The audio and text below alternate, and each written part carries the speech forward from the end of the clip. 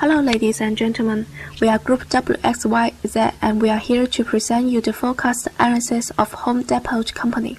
We applied the 11 steps framework to forecast the performance of Home Depot Company from 2002. Our group members include Jiayin Yang, Zhi XIAO, Ruoqing ZHANG, and Ying WEN. My name is Jiayin Yang. I will explain the first step in the forecast, which is the analysis of sales. In short term, Home Depot can keep relatively high growth rate, about 20% in the industry, because of its competitive advantage. As it grew in size, geographic clustering strategy enable it to have the benefit of economic scale of logistics and the supply chain management. Also, it has significant bargaining power against suppliers as a big player in the industry. Besides, Home Depot focused on the improvement of information system technology to decrease the information cost. All these factors contribute to the minimization of operating expense. Hence, it can offer low price and high quality of knowledgeable service to maintain high sales growth rate. However, in long-term period, sales growth may drop to 10% because of a decrease in competitive advantage. Firstly, certain big city markets will face the possibility of oversaturation.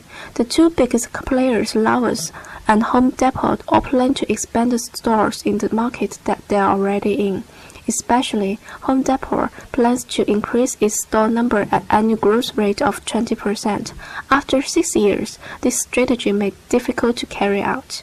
Secondly, based on the fast pace of expansion, how to maintain the high quality of knowledgeable service provided by employees may be an issue. Since customers value the service most, the quality of service is essential. That's the end of my part. Let's welcome Zhi XIAO to introduce the following part. Thank you, Jiayin. I am Zhi XIAO. The next step is forecasting ATO and calculating net operating asset. As mentioned before, the company has competitive advantage with important strategic combination of low price, high qualified guarantee, and assortment. Home Depot, as the third largest retailer in the United States, has stable business operation pattern with low profit margin and high ATO model. From 1993 to 2000, its ATO fluctuated slightly around 3.7, which is shown in the table. With the behavior of ATO for United States firms figure, Home Depot falls in the top 5th category, and it indicates that it will be maintained in a stable rate around 4.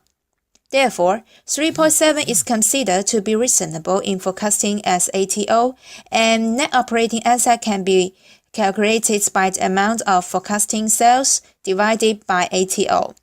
The result is presented in the table underneath. There is no relevant indication for revise of the sales forecasting, so the next step is forecasting profit margin and calculating NOPAT. Its NOPAT margin against sales is between 5 to 6% with slight fluctuation. In the behavior NOPAT margin for United States firms figure, the company is similar with the third, 5th category. It can be sound to predict the profit margin as 5.7%, which is a little bit higher than 2000. As a result of NOPAT equals to sales multiplied by profit margin, NOPAT can be calculated as shown in the table. Hi everyone, this is Ruoqing ZHANG. I'm going to present the following 3 forecast steps. The 6th step is calculating free cash flows. As shown by this table, free cash flows are positive in most years. Positive free cash flow gives financial flexibility because the company isn't relying on the capital markets to fund its expansion. In addition, this forecast of free cash flows number is constantly increasing due to it being heavily influenced by the company's forecast sales. Next, we forecasted net dividend payout in the 7th step. The estimated net dividend payout ratio is 25%. Several assumptions are stated as follows. First, Home Depot is in the current stage of expansion. Stable funding from equity markets is necessary, and frequent dividend payouts could attract investors and keep them faithful. Second, the forecast is based on previous dividend policies as well. Third, forecasts exclude large stock issues and repurchases. As stated above, this ratio will remain constant from 2002 to 2009 as we believe Home Depot will still stay in the expansion stage and continue operating well into next decade. The eighth step is the calculation of net payments to debt holders. As shown by this table, forecasts are in the negative figures from 2003 to 2007. In the Home Depot case for one, forecasted sales do not generate sufficient cash. For another, constant dividend payouts take quite a large proportion. Hello, this is Ying WEN. I will explain forecast step 9, 10, and 11. As for the cost of debt prediction, the relevant information about long-term interest rate mentioned in the case is only 30-year mortgage rate around 8%.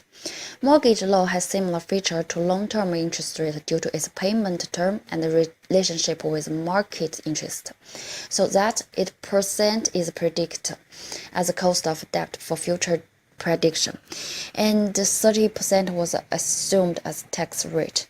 Cost of debt after tax will be 5.6%. From table, closing debt of HD keeps increase from 2002 and 2007. However, in 2008 and 9, closing equity appears negative situation. In step 10, comprehensive income is calculated by the difference between the NOPAT and NFE.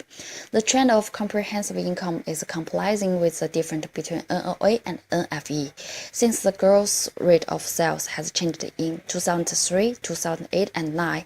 The comprehensive income appears a great variation in the 3 years. According to the calculation above, equity could be stated as NOA minus liability. Meanwhile, closing equity equals to opening equity adds to comprehensive income and minus net dividend. Both calculations should be ended up with the same result. That's all our presentation. We are group WXYZ, and thank you for watching.